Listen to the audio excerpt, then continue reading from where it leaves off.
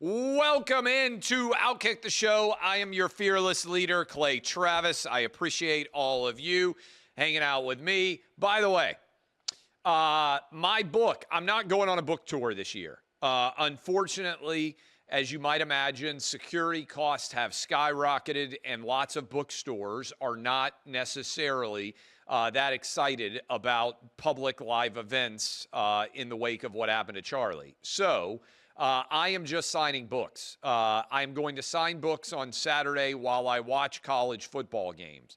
If you want an autographed copy of my newest book, which is going to be out 1 week from today, Balls, B-A-L-L-S, you can go to claytravisballs.com. This is true, I promise. That is a safe website for you to visit.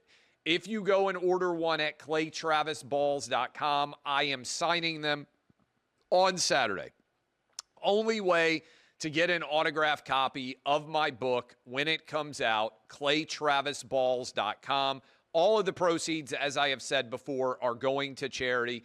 I want this book as widely distributed as possible. If you want to read it, if you want to see my signature, which I will be signing with my own pen while I watch college football games on Saturday, claytravisballs.com. The website, I promise it's safe to visit, claytravisballs.com. We're only doing orders this week, and then boom, no more autographed copies of the book at release, claytravisballs.com. All right, want to talk about several things. I hope a bunch of you stayed up to watch till the 18th inning and enjoyed the Dodger win. I did not.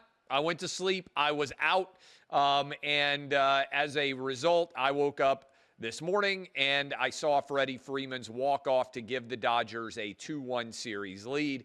This is why, among many other reasons, West Coast sports fans are spoiled because it was still before midnight, 11:50 Pacific, I think, when the walk-off happened, 2:50 a.m. on the East Coast. I used to talk about this some when I did super early morning radio, as many of you out there who have been longtime listeners or viewers know.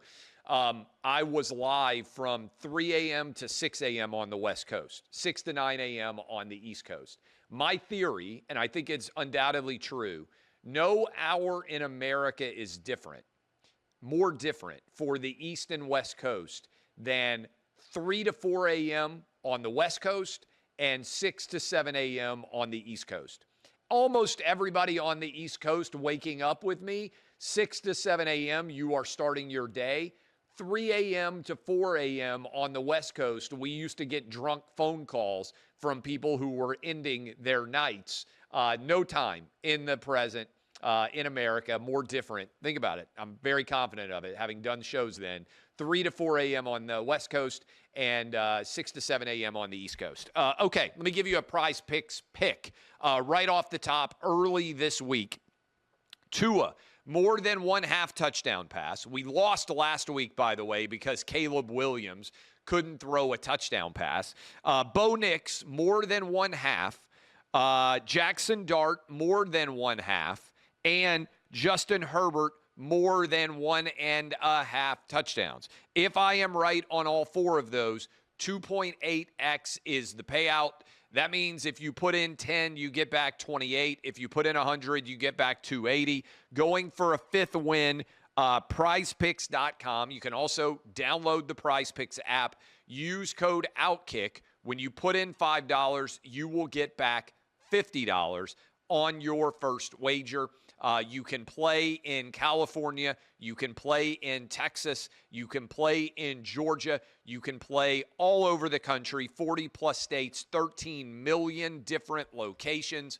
You're going to love the opportunity to have a little bit more fun thanks to PrizePicks. Promo code OutKick.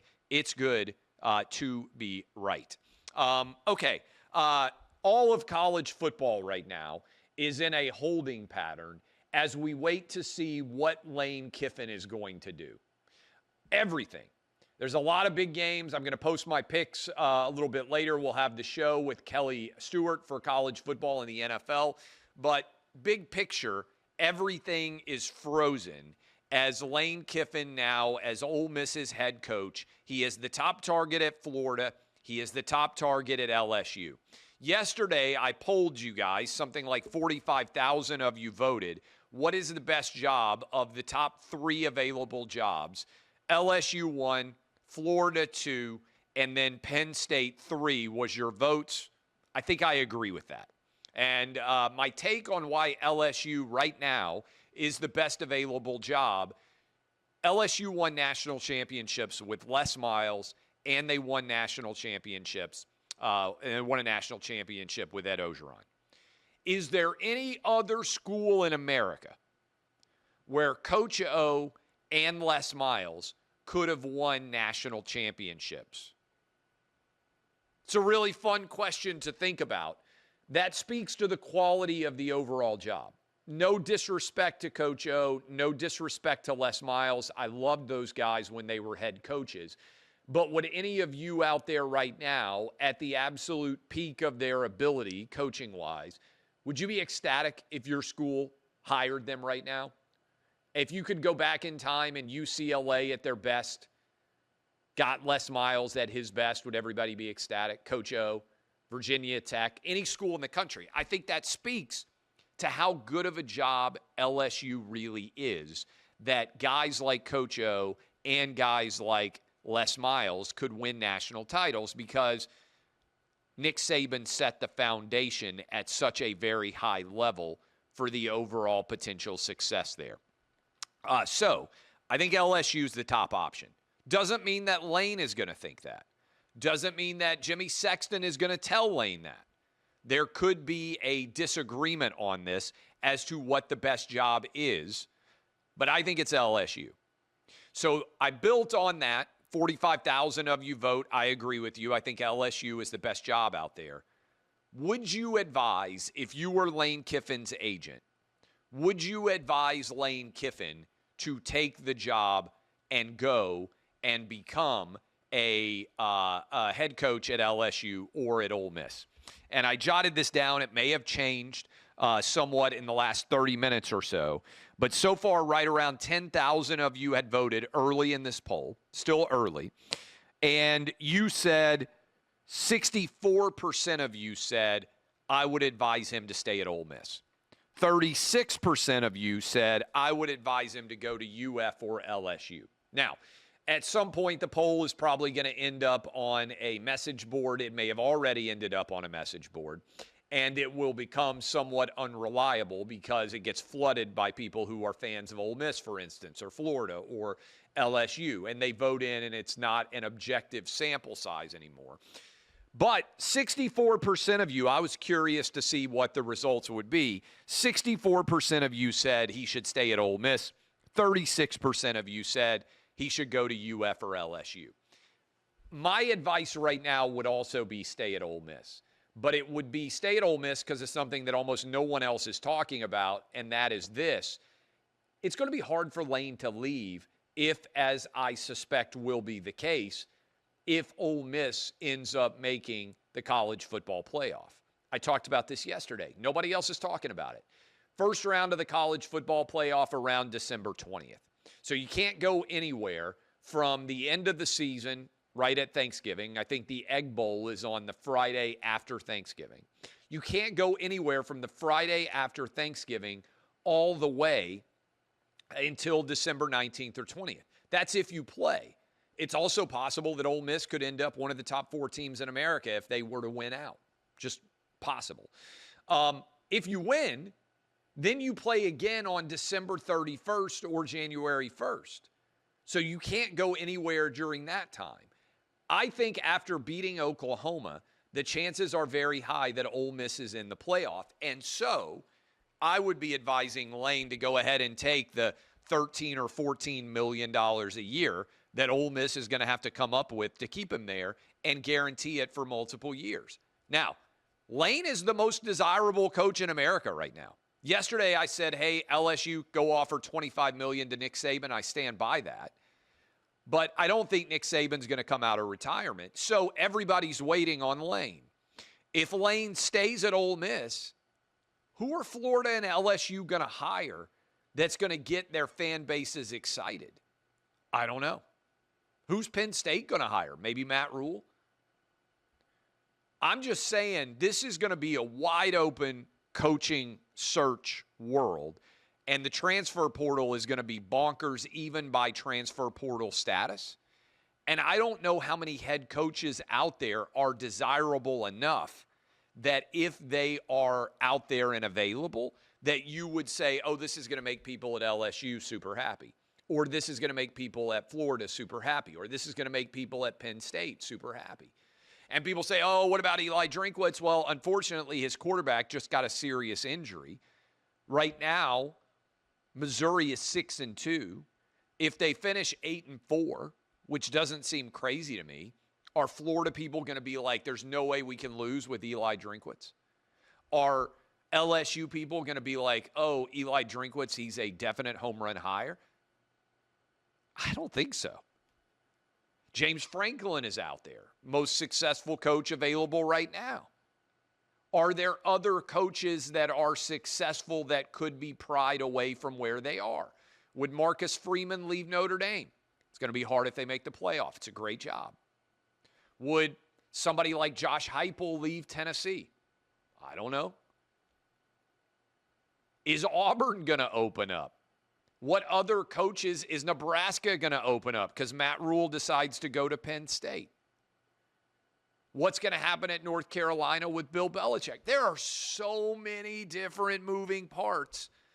There just aren't that many proven head coaches. Maybe Rhett Lashley is going to leave SMU. Are people going to be ecstatic over that? We'll see how he does this weekend going up against last year, maybe more so when they made the playoff. They got Miami coming to town. My point is, there's just not a lot of proven head coaches that I think are going to be on the market. I'll give you one. Kyle Whittingham. Would he ever leave Utah?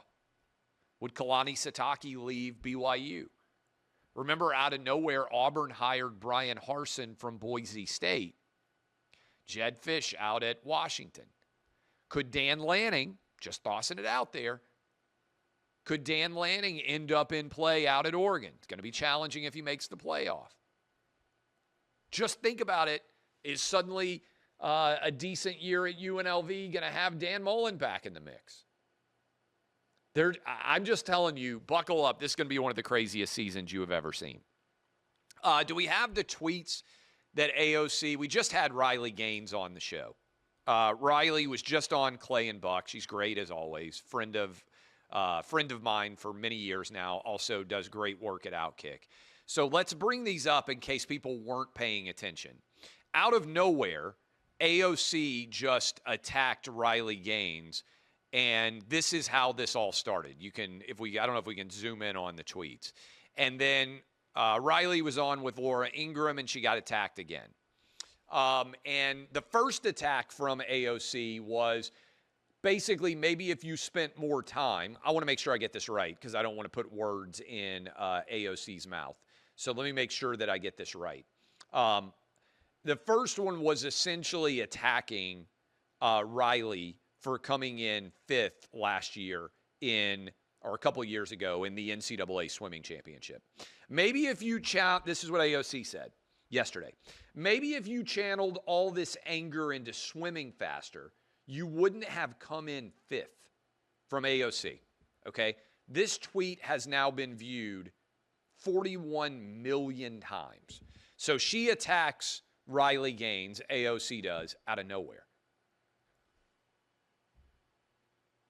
Since when has coming in 5th, being the 5th best in the country at something, been an insult? I'm not the 5th best at anything. I've never been the 5th best. Most of you have never been the 5th best at anything in the country. AOC's not the 5th best at anything in the country. How tone deaf do you have to be to attack a swimmer who came in 5th? It also misses the larger issue, which is Leah Thomas, a dude who was 462nd ranked as a man, won an NCAA swimming championship as a woman. So you can attack Riley for coming in 5th, but what it ignores is that the Democrat Party supports Leah Thomas being able to win a women's championship. And this may be popular on social media for AOC, I don't know. But her political instincts are incredibly tone deaf if her reaction is, I'm going to attack a elite SEC champion swimmer for only coming in 5th in the NCAA college tournament when AOC has never been 5th best at anything in her entire life. And anyone who is a sports fan, would you make fun of the guy who came in 5th in the 100 meters at the Olympics? Would you make fun of the 5th best basketball player in the world? Would you make fun of the guy who's the 5th best quarterback in the NFL? Probably not if you understand sports at all. This is just indicative of awful political instincts from AOC to attack Riley Gaines, who's a new mom. Congratulations to Riley. And then to follow it up by saying when Riley Gaines then went on Laura Ingram's show and challenged AOC to a debate, AOC responded, and I would like to challenge this person to get a real job. And Riley, to her credit, responded, hey, I'm a mom. That is a real job. She's raising right now a 1-month-old daughter. Congrats to she and Louie on having a baby. But Riley also works at OutKick, and she's got like 8 different jobs. And she's working her ass off, and she's all over the country. And this is the person who's supposed to be a standard bearer for the Democrat Party in America. It's just a failure of basic political instincts, the likes of which, as I told Riley when I looked at this, it's crazy to me that this could ever have happened, that Democrats could be this tone deaf. So that's my take on that. Go to claytravisballs.com. I promise it is not a website that will get you in trouble. And you can go get a copy of my newest book, Balls, which will be out this day next week. Autograph copy. Only place you're going to be able to get autograph copies at the release, claytravisballs.com. I am signing them this weekend. Claytravisballs.com. Normal price. All the proceeds to charity. Love all of you. DBAP unless you need to SBAP. I'm Clay Travis, and this has been OutKick, the show.